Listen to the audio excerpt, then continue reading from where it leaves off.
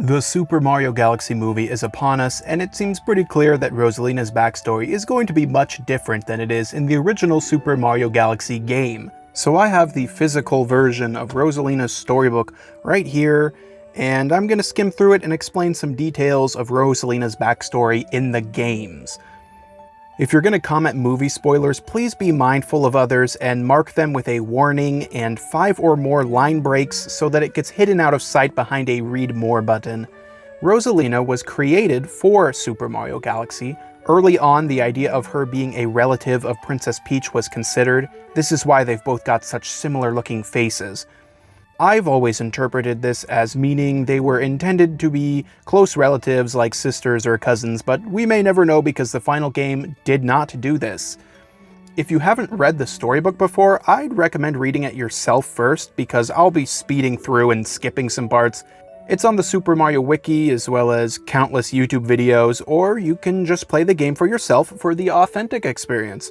But yeah, let us begin! I'm mostly just going to point out notes for each of the chapters and then explain everything at the end. So Chapter 1, The Celestial Duo. The story begins a long time ago with a young girl, and one day she spotted a rusted spaceship holding a small star child. You can see here that the girl is wearing a crown, which will be important. The small star child is found inside of this rusted star shroom spaceship. The Luma is waiting for Mama. She's coming for me on a comet. And the girl promises to wait with the Luma. She uses her father's telescope, so that's her first confirmed family member, her father. They look and they wait for years, and then they decide to go find the mother themselves, so they rebuild, they fix up the spaceship, and they fly away from their home, well, from her home planet. Chapter 2, Starbits, is not very important. They find Starbits, they catch Starbits, they eat Starbits, they both love Starbits. Chapter 3, The Comet. Eventually, the girl and the Luma find a comet, and it's made of ice. They walk around on it, and they decide to stay here on this comet for a while, so that's their home base for the rest of the story. Chapter 4, The Dream. We learn about the girl's mother. That's her second confirmed family member. And if you notice, her mother also has a crown. I think there's a better look later. There's not a better look. She has a crown. If we zoom in and we look closely, she has a crown. And at the end of this chapter, the girl promises to take care of Luma, which is a big point in her story right here. I'll take care of you. With these words, she felt a small spark in her heart. Chapter 5, Home. They find furniture and other items hidden in the ice of the comet, and they use that to build domes for the planet, to build a happy home.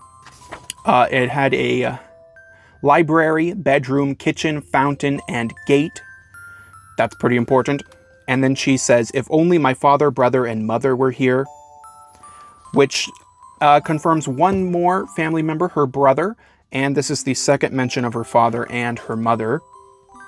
So then she goes to sleep. Chapter 6, Friends.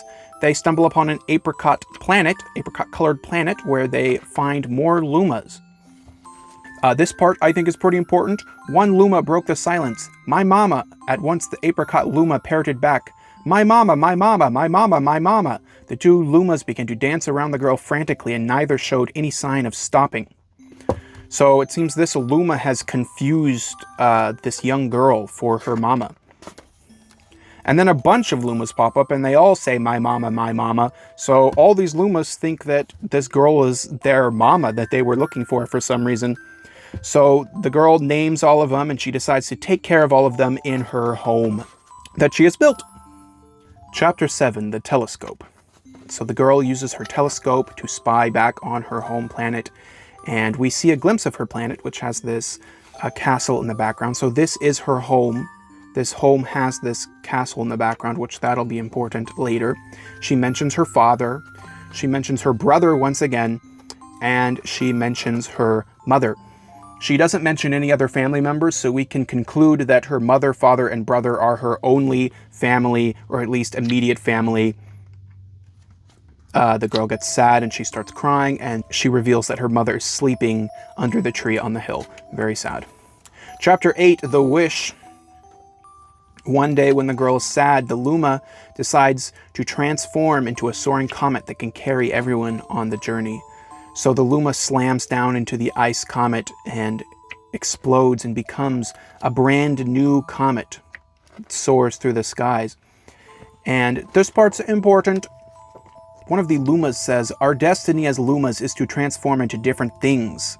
Stars, comets, planets, we can become all of these things. When I grow up, I want to become a star that makes someone special smile," says a green Luma. So we learn about the Luma's nature of transforming to help other people. At this point, the Lumas all call the girl Mama, and she doesn't cry from this point forward.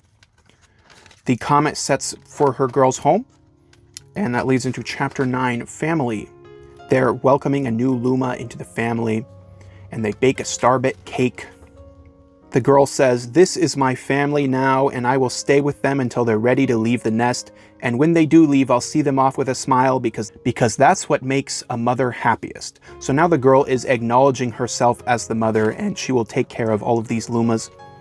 She will stay with them until they're ready to leave the nest. And here, the girl says it would be nice to return to our planet every 100 years. And the story ends. The comet carrying the Lumas and the girl continue on its journey to this very day. With more family members in tow than can be counted, it is said that the comet visits the girl's home planet once every 100 years, its proud white tail glittering in the sky. The end. So, the girl in the book is clearly Rosalina, and this is confirmed by the storybook added in Galaxy 2's Switch edition. The 100% ending of Galaxy shows the rusted starship on the Gateway Galaxy. This means that this scene in the storybook happens on Gateway Galaxy. I still have no idea how Rosalina got to Gateway Galaxy, but she did. At the beginning of the game, Rosalina explains that she and the Lumas visit this planet every 100 years. This time, the Observatory had its power source, the power stars, pulled away and entered a state of hibernation. The planet you can see below in both the Observatory and the Gateway Galaxy is her home planet. When you visit Gateway Galaxy later in the game, she says the planet is very dear to her. I could see the argument that she's referring to Gateway Galaxy in this instant, but it doesn't really matter because both Gateway and her home hold important memories for her. Obviously, the library, bedroom, kitchen, fountain, and gate are various domes that are found on the Comet Observatory. Her home planet is also the planet of the Mushroom Kingdom. The Star Festival that happens every 100 years is the result of the Comet Observatory passing over the planet and dropping starbits to the surface. And since the Star Festival happens specifically within the Mushroom Kingdom, that means that the Mushroom Kingdom was Rosalina's home. Because Rosalina and her mother have crowns, we can assume that they were the royals that lived in this castle. This is backed up by future material calling her Princess Rosalina, as well as Baby Rosalina's royal attire in Mario spin-offs. With Rosalina gone, then that would mean that her brother probably became the king of the Mushroom Kingdom, and we can assume that Princess Peach is a distant descendant of him. So even though the original idea of Rosalina and Peach being related never came to be, it did end up being true to some extent after all. We know that Peach was born a princess, as we can see in Yoshi's Island DS, Mario and Luigi Partners in Time, and any spin-off that includes Baby Peach, we can see her crown. You may wonder how long ago Rosalina lived in the Mushroom Kingdom. We don't really know for sure, but the storybook included in the Switch version of Super Mario Galaxy 2 shows that it's at least over 1,000 years. I'm not sure how Rosalina has stayed young for so long. I would probably imagine that the Lumas use their star power to keep her young so she can continue to act as their mother. Speaking of Rosalina being the mother to the stars, I think it's time to interpret the rest of the storybook. If you only cared about Rosalina's relationship with Peach and the Mushroom Kingdom, you can stop watching now. The rest of the video will include major spoilers for Super Mario Galaxy and a few from Galaxy 2. At the end of the game, Bowser's new galaxy implodes and creates a massive universe-ending black hole. My guess is that this is because Mario retrieves the Grand Star from Bowser's galaxy reactor, causing it to, react. Anyway, it's the end of the universe, and all the Lumas sacrifice themselves to counteract the power of the black hole and reset the universe. Rosalina and Mario are shielded from the end, thus retaining their memories, as shown by the ending and Super Mario Galaxy 2. In the ending, Rosalina explains how when stars die, their stardust becomes new stars and the cycle begins anew. Combining this info with the knowledge we are given by both the storybook and Rosalina starts to paint a bit of a picture. The ending of the game shows that the universe has been reborn, with Mario waking presumably at some point prior to the Star Festival. It looks like the festivities have started, now with visitors from across the nearby galaxies, but there are no shooting stars, meaning the festival hasn't begun. We see what happens in the new world at the actual festival in Galaxy 2, where Bowser's altered plan changes the course of the adventure. The Luma that accompanies Mario throughout both adventures, Master Luma, is the same color as the main Luma from the storybook. And because Rosalina's hair color is the same as Master Luma throughout the entire book, it seems likely that Rosalina's hair color being pink was a stylistic choice for the book. In the final chapter, Family, we see a baby Luma that is also the same color. I'm pretty sure that all three of these Lumas are the same star. Master Luma's just been reborn after the times he's transformed. In the storybook included in Galaxy 2's Switch release, Rosalina states that a star can be reborn at basically any time, so this could definitely be Master Luma. We've always kind of assumed that stars retain their memories even after being reborn, but this is outright confirmed by Galaxy 2's storybook. Mari has transformed countless times, yet has vague memories of her past lives. To summarize, when stars die, they are eventually reborn. The reborn Lumas retain their memories from their past lives. When the cycle of the universe comes to an end, the Lumas reset the universe, dying in the process, leading to them being reborn again in the new world. The Lumas in the storybook are looking for their mama that travels on a comet. Rosalina in the book eventually becomes their new mama that also travels on a comet. Except she's not their new mama. Rosalina is mama. That's what all of this information implies. The Lumas have vague memories of Rosalina from past universe cycles. They're waiting for Mama to return, but their Mama had to be born, grow up, and take that role in this storybook. So, final summary. Rosalina was a princess born in the Mushroom Kingdom. While she was still a young girl, her mother passed away, making her very sad. She eventually meets a Luma in a rusted starship on Gateway Galaxy. The Luma is looking for Mama, who rides a comet and is actually Rosalina from the previous universe cycle. The girl waits with the Luma for a few years before fixing up the starship and traveling to find Mama themselves. They land on a comet and build a home for themselves there. After a sad night of recollecting, Rosalina promises to take care of Luma. They eventually meet new Lumas who seem to think Rosalina is their Mama, because she technically is.